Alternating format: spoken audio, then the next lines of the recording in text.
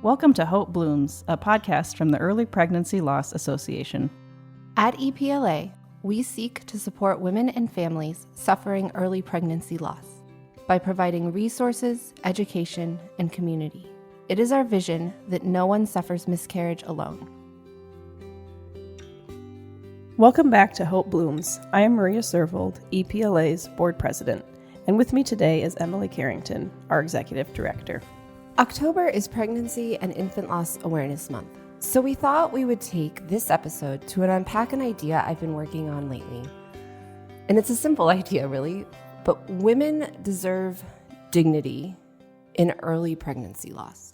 So I want to back up and talk both about that. So Pregnancy and Infant Loss Awareness Month is October. So obviously the point of that month is to raise awareness. And Maria, do you want to talk a little bit? Maybe we start with what is often done and some of the work we've done and some of the work the community, the pregnancy loss community has done for Infant Loss Awareness Month. Yeah, and this has been a thing we've tried to make sure we're involved in since we, incorporated many different local organizations or, particularly hospitals or other groups will hold walks of remembrance in October. Our own local hospital does that. Metro Detroit Share, who we've talked with before, also does their own remembrance walk. There's often also some sort of online events like the Wave of Light, where people light candles for their lost babies at a certain time on Infant Loss and Awareness Day. We also try to have sort of a social media push during October just to bring awareness to miscarriage. We also have done little spotlights on babies that have been lost that, sort of through our own organization's community, and we pay special respect to them. So there's a lot of different kinds of things, but you may not know that they're there unless, someone tells you or you go looking for it. And that's where I think we can keep doing good work and sort of making sure everyone knows. Yeah, and I think this idea of awareness has become completely linked to this idea of dignity and honor. As you were thinking about how much of this is already being done, that was sort of, how do we raise awareness? Well, we have to honor our little ones. So the Wave of Light, women light candles and post them, and often post the name and the date of their babies that they've lost. The Walk of Remembrance is same. I love our local hospital does a short ceremony and then reads every single name, including miscarried babies. And sometimes those babies don't have names or they only have nicknames. But that's a way to honor and respect the baby. And I think over the last 10 years, these efforts have continued to grow. I think with social media, we continue to see different ways that we're able to honor and give space to our babies. And I think it's really great. But I keep tossing around this idea of dignity. And it's something I want to introduce a little bit. It's something that I have been struggling with in our position. One of our main mission points is to bring awareness to pregnancy loss. So what does that mean? 5-6 years ago, that meant literally saying pregnancy loss exists. And of course, we all knew that. 1 in 4 pregnancies end in loss. But it seemed to be something that no one knew. Or people wouldn't say it out loud. They knew it in their heads, but they wouldn't acknowledge it. Right. So early on, I thought our work for awareness was pregnancy loss exists, and we have to say it. And I think now that that's something that's been said, and I think that that's something people know, and I think that that's good, and we have to keep doing these efforts. There's still a lot we don't understand. And I'm not here just to shock people. I hope that one day that part of our mission is no longer, we achieve it, right? That we no longer have to raise awareness. Right, exactly. Right, and we can focus on providing dignity in the other places that we'll get to. But it's we had to first give dignity to those babies, right? Because people would have thought, oh, it just happens. It's just a thing that happens to a lot of people and just move on. It's, oh, you got the flu 1 year, move on, right? It's a medical thing that can happen to you. Right. And so I think we have, that's improved a lot, and I think we've been a part of that, but then there's a lot more. Right. And I think as we sort of keep digging in, and I keep having these these conversations where I'm just going to warn y'all right now, this is going to be an intimate episode. There'll be some more warnings. But I keep having these conversations where I am raising awareness, right? And I'm out in the community and I'm talking to civic organizations or businesses. And all of a sudden, I feel like I'm talking about my period with my dad. And I find myself backtracking or veiling. And I absolutely, I want to say, like, I think there's a very important part of being polite. And I don't want to be shocking. I don't want to make people uncomfortable. But the more I think about it, the more I realize that I think there's got to be a time and place and that there's something we're missing here. And the uncomfortable moment always comes. It's not that babies die. That makes people sad. That makes people very sad. But that's something we can sort of talk about in mixed company, right? In mixed generations. It comes when we start talking about what a miscarriage looks like, right? And I didn't know. I had a DNC and didn't know what to expect. And then I had a natural miscarriage, and we'll get into that in a minute. But I didn't even know. And the more I realize and the more I think about it and the more I talk to people, and I'll talk to younger women who say, I don't understand why all these things are in your care kits, which is a great conversation, right? And again, I don't necessarily think we need to, sit at the farmer's market and talk about this to raise awareness. But I think this podcast is going to be, I'm excited. Excited might not be the right word, right? Eager to sort of have the conversation. Yeah, unpack this in an honest and intimate way. And I think I'm just going to say up front, what I'm getting at here is there's this urge that I think is really good to give women space and to give them privacy. But I think we have misunderstood that urge. And we're not, first of all, we didn't give her space to grieve. We weren't telling her that it was okay to grieve your baby. It's okay that you named your baby. And we're doing that now. And we're giving her that space to grieve. But I don't think we're giving her the proper space for the physical experience she's about to go through. And I don't think there's enough of a realization, and it's just not dignified to leave her unprepared. Right. So, yes, it's intimate. Yes, it needs space. Yes, we probably shouldn't all watch. But my own story, and I know, Maria, your story in the ER, were these, I was essentially left in my bathroom, in a pile of my own blood, in a pile of towels, with my husband and my mother-in-law tending to me, with a lunchbox to put my baby in, and no idea what was going to happen. I threw out, those were all our wedding towels. I threw them all out. They're all gone.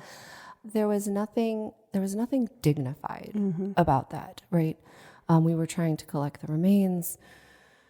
There was nothing dignified. And unfortunately, there's a lot of stories like that. Yep. So let's just tell our stories. Yeah. Lay it all out. Yeah. Let's go there next. So Maria, I want to go through it with sort of that lens to where did you feel vulnerable and not dignified in your experience? Yes.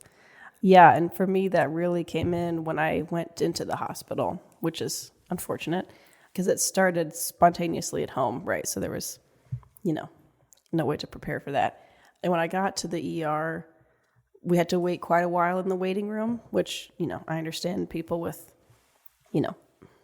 I guess more pressing issues, but we did have to wait for a while. And I felt like, why isn't anyone paying attention to the fact that I'm actively losing my baby, right? Like, why are you making me just sit here and fix it? Fix it. Because I still sort of thought maybe they can fix it or say, I don't know. And then doing like the standard ER intake stuff. And it felt like, no, I'm not having chest pain. Like, just put me in a room. And then once in a room, the doctor who saw me, not even a room, it was one of those little ER bays. The doctor who came in to see me, I trying to give him the benefit of the doubt and assume he had a long shift or something because he seemed kind of bored. he yawned at least once while he was talking to me. And maybe he was very tired, and that's fine. But it did sort of feel like my problem was boring him, or my problem was not worth him taking the time for, right? And sort of like, yeah, this happens, kind of a thing. Like, I don't even know if he said, I'm sorry. Right. And these situations in the ER are so hard because the doctors are looking at you like, if you're not hemorrhaging, you're safe, and the baby's already died. So right.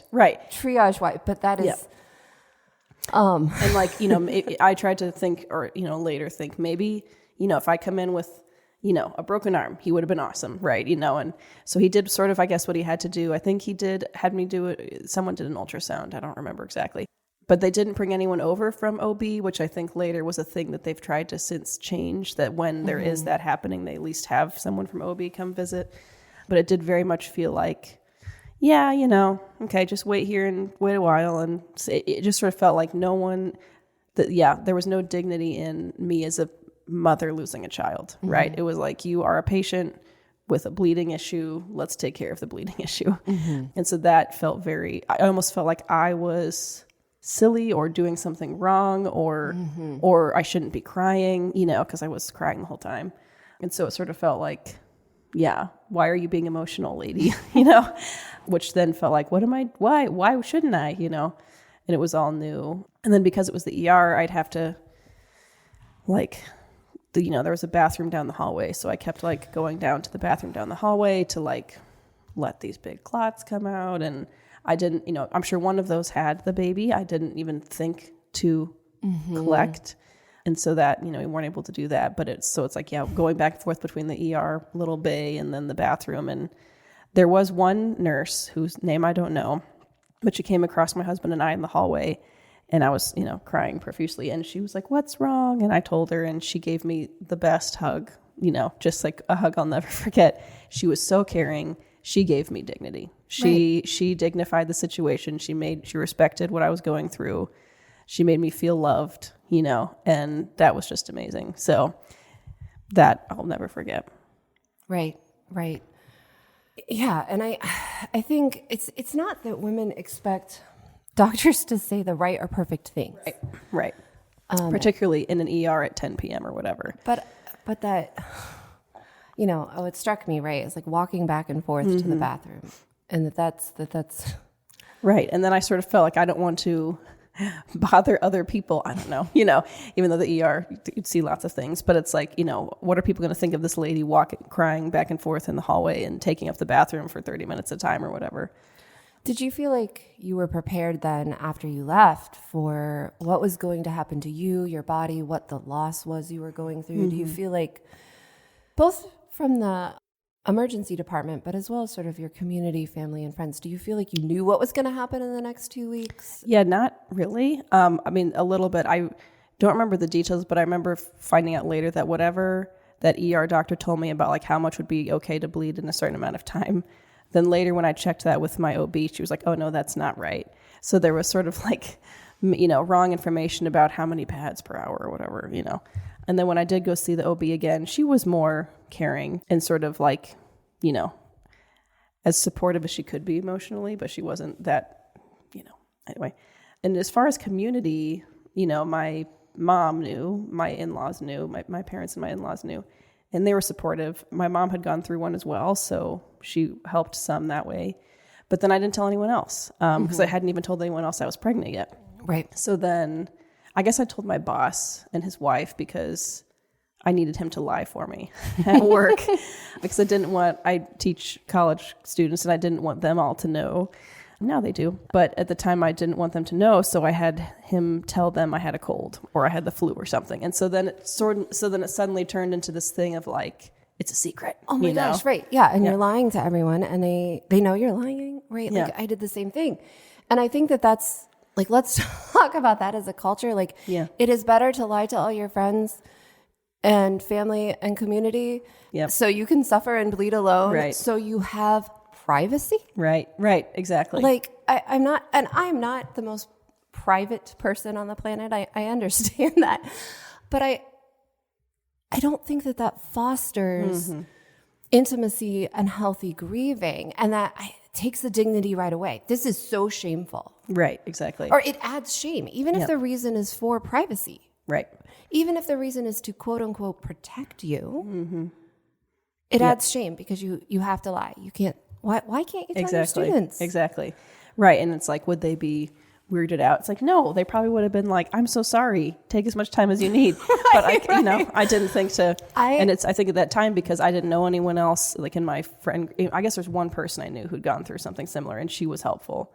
She doesn't live here, but we texted and stuff. But right, it's like, and if I had shared it, I would still have privacy, like in my home. But then I'd also have people who were like expressing condolences, as opposed to, I will just deal with this alone in my house and assume she has a cold. I mean, right. I did the same thing with my first loss. I had told my family. I had told work because I had started missing some work for appointments, right? And I was excited. And I'm not super good at being private.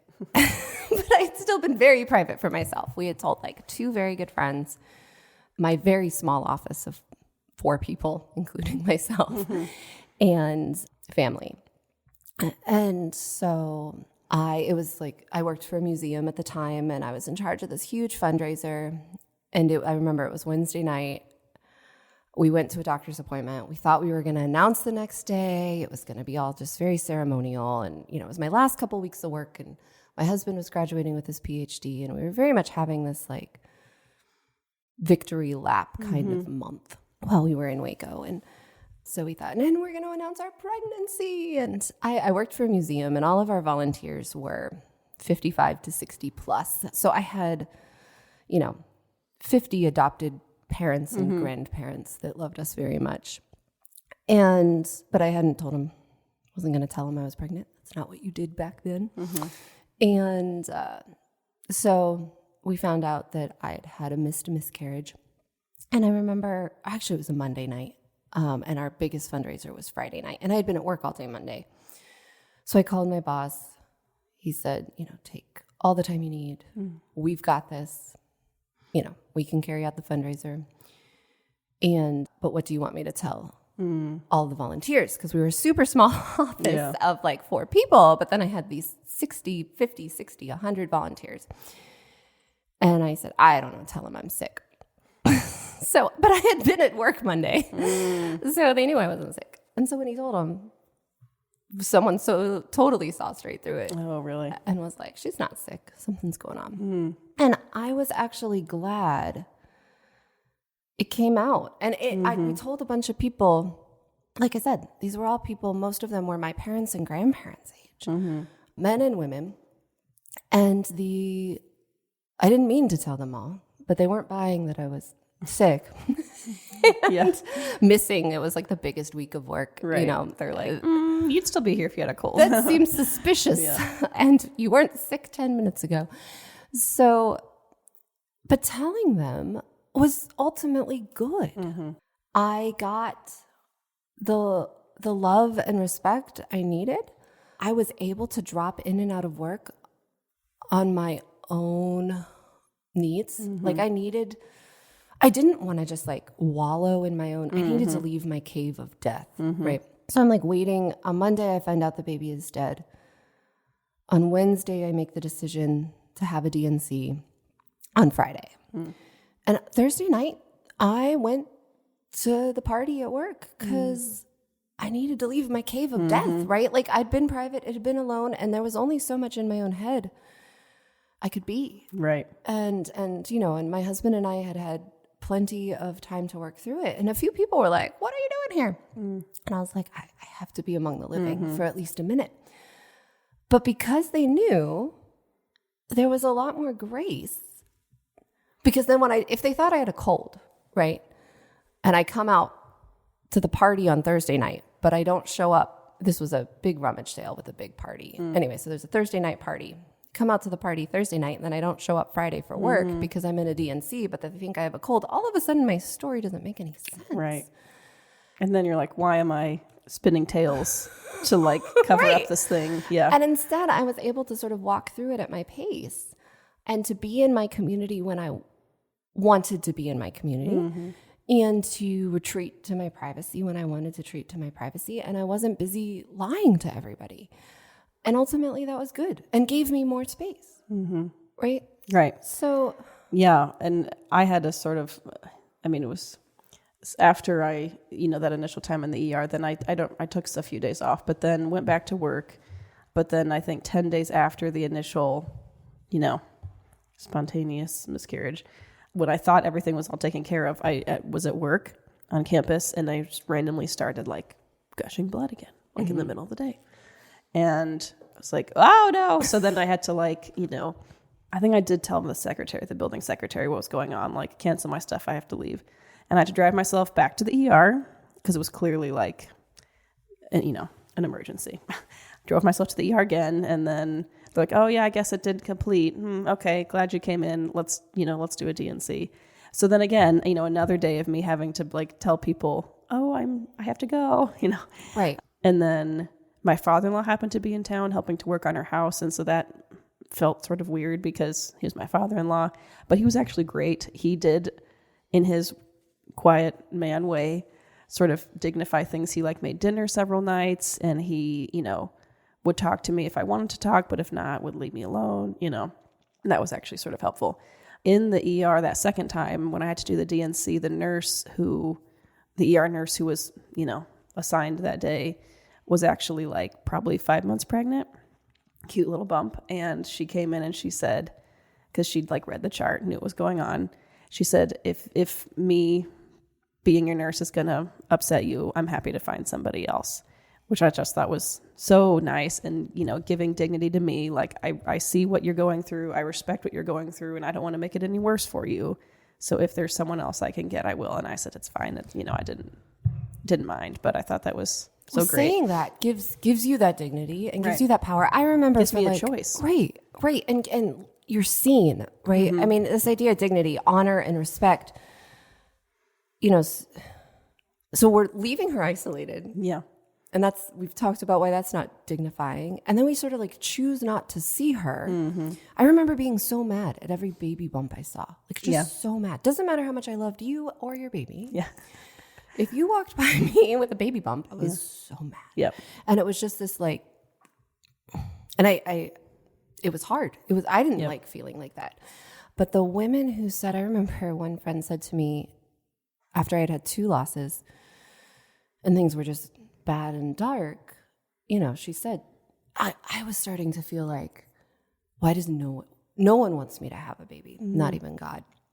And it was a really dark feeling. And people sort of started like retreating. I don't even know if it was on purpose, right? But people didn't want to hurt my feelings. Right. So, I think there's something to being careful about baby showers and babies and baby bumps. But at the same time, then all of a sudden I'm like, why are they going away? Right. Does no one trust me with their baby? Right. Not even God. I mean, it was this deep, dark place. And I remember... Yeah, right. Like, we'll just leave her alone. Like, just don't talk to her and she'll be fine. It's like, no. And I had a few people that were so sensitive. I had one friend who said, I know this is really hard for you, but I want to make sure you feel included. Do you want to come to the shower with me? And just seeing me was so important. And I had another friend who had a baby who would be the age of what would have been our second baby when we call Yoshi. And I remember her handing her to me, or her saying, will holding a baby make it better or worse? I said, right now it would make it better. And just seeing and like, I trust you, hold this little baby was so dignifying. Like, I honor you, you're a mother. And you'd rather have them ask the question, reach out and ask and allow you to say no than to not ask at all. Right. And both of those, just seeing me, just what I needed. And to say, I see this as painful, but I don't want to exclude you, because everything excluded me, even if it didn't mean to. Right. Like, I remember feeling like we moved between losses from Texas to Hillsdale. And I remember getting put on the mom list email group, and it was called the mom list. And I was like, and everyone was like, oh, we need to add you to this list. This is how everyone knows what's going on in town. But it was like titled mom group. And I was like, I don't know if I belong on this list. And it was like this weird, guilty mom feeling, you know, and people were no one ever questioned that, right? But Right. one thing I, as you were talking too about afterwards, I think too, I robbed myself of a lot of dignity. Mm-hmm. I had my loss. I took my space. We told people. I had a DNC on Friday, and then I was at work on Monday.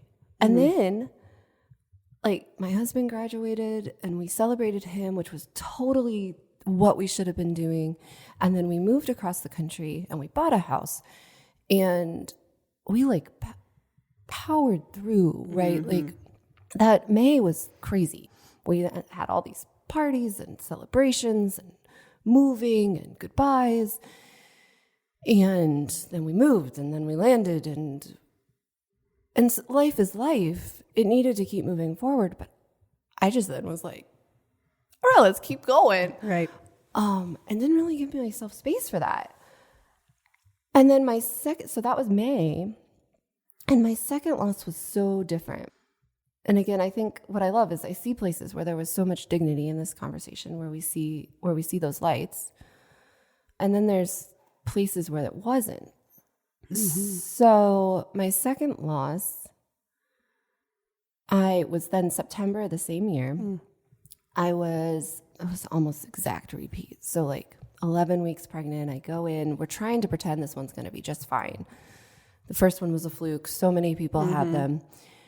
That's not, so we did everything quote unquote normal. We found a new doctor.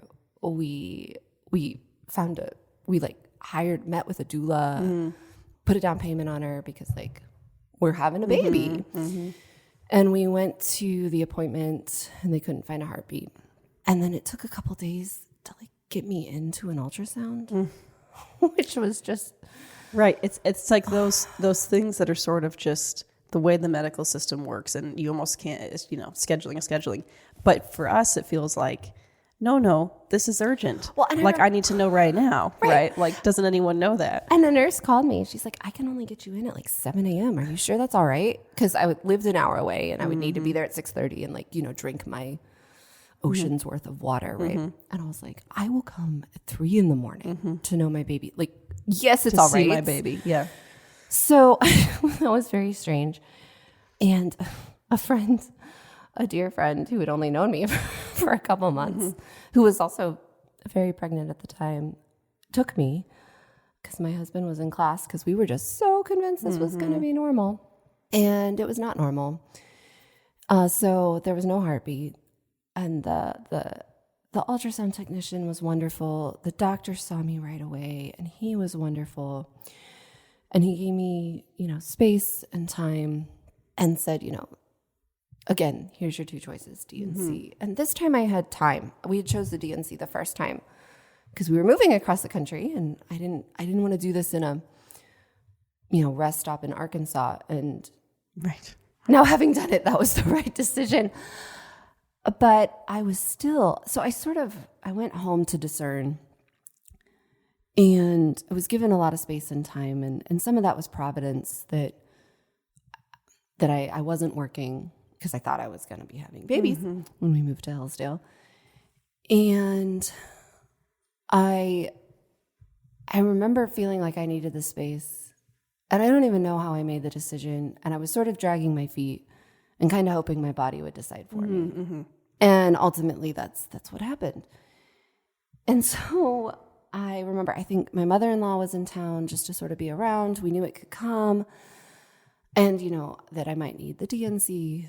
And we went and ate sandwiches that day.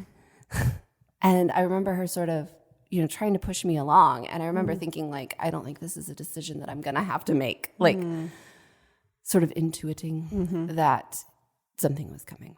So then that afternoon, I start bleeding. I pass a round of clots. I was, at this point, probably like 13 weeks pregnant, but the baby had died at 6 or 7, somewhere in there. And then I had found out at 11. So I'd sort of just been waiting around. So I passed one round of clots, and I texted my sister-in-law, and I was like, it's finished. It happened.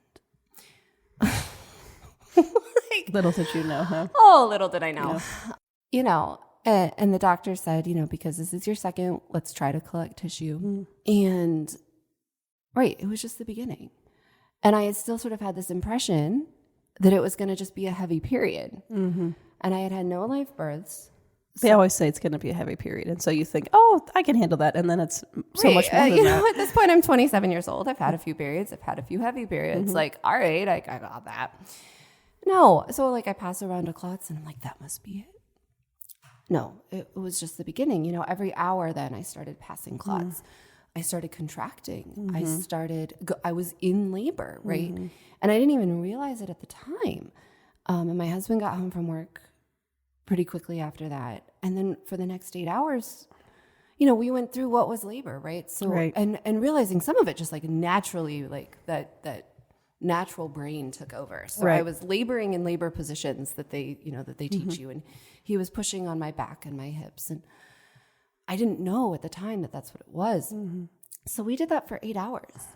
But moving from the bathroom to a different bathroom to the shower, we're trying to collect the tissue. I don't know what tissue is. I don't know what a clot is. And I'm passing these, and we're on the phone. How big is too big? And, okay, they're like golf ball size, but not softball size.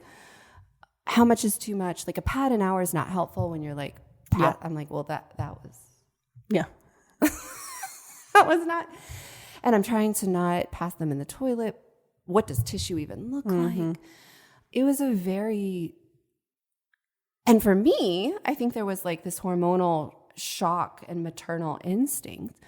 I know for my husband, it was a lot to watch me go through. So not only was I not prepared, he wasn't anywhere near prepared. I mean, watching your loved one go through physical and emotional pain, and then unlike, labor that leads to a live birth where there's a baby at the end, this just, Well, and a whole team of people. Yes. I mean, I know there's other situations where it's not always like that, but there's so much preparation and so much support. And unless a baby comes really fast, which happens, even home births are attended by people who know what's going to happen. And those are bloody. I had no idea how bloody this was going to be. We literally ruined every towel. Yeah. Well, and that's why I think with our large care kits, people are sometimes surprised, because we put the Chucks pads in there, and then lots of pads and gloves and the little strainer collection thing, and it's then people might think, what do I need this for? But then they're glad that they have it, and so that sort of does dignify the gruesomeness by being you will need these and it's okay that you need them, Right. And because, if there's a place, the whole process, maybe we should put some cleaning supplies in there too. I just thought, I think about the whole process and places where people gave me dignity. My dear mother-in-law, who was a nurse for many, many years, luckily, she was very moved and bothered by my loss, and she had not experienced any losses herself. Deep cleaned my bathroom, and what dignity that gave me that I did not have to scrub that shower. Yeah. And I still, those are the places where if we want to, quote unquote, sanitize pregnancy loss, then let's actually do it. Not just ignore it. Right. So, I think we need to talk about in the right places, in a place like this podcast or on our blog, to those of us that know. And then, and as we wrap up, I guess my last point is, and I think we're getting there, how do we do it? And I think we could have so much more conversation about this, right? But you mentioned our kits and, providing those resources. And if you want to give her space, give her a kit and then give her space. Exactly. Not just sort of pretend it didn't happen, right? Yeah, and the things I wish I'd had at the time were information, what's happening and why. And you don't really know why, but what's happening, and then things to deal with it with, which, we provide with our information and the kits. Right. And on those kits, you can always call us for one, email us, send us a message, miscarriagecare@gmail.com, and we will send you one. But there's nothing in our kits that you can't find at the grocery store. Right. or at Walmart or the drugstore. So, we encourage you. We have some lists online. Like, if you have a loved one going through it and you don't have time for us to get you a kit in the mail, go get her some pads, get her something to deal with bleeding. Mm-hmm. Those are so dignifying and giving space. Yeah. Like, I see you and I know you'll need things, and here they are. Yeah. So, well, thank you, Maria. I think this was a good start to the conversation. Mm-hmm. I think there's a lot more we can say. Mm-hmm. And I think during, this Pregnancy and Infant Loss Awareness Month, I just really encourage all of our listeners to see the women around them and to see the families. And I just hope we, take some time and continue on that work. Yeah. Thank you for listening. Thank you. Thank you for listening to Hope Blooms, a podcast from the Early Pregnancy Loss Association. To learn more about how we and you can support women suffering early pregnancy loss, visit our website at miscarriagecare.com or find us on Facebook, Instagram, and Twitter. Thank you for listening.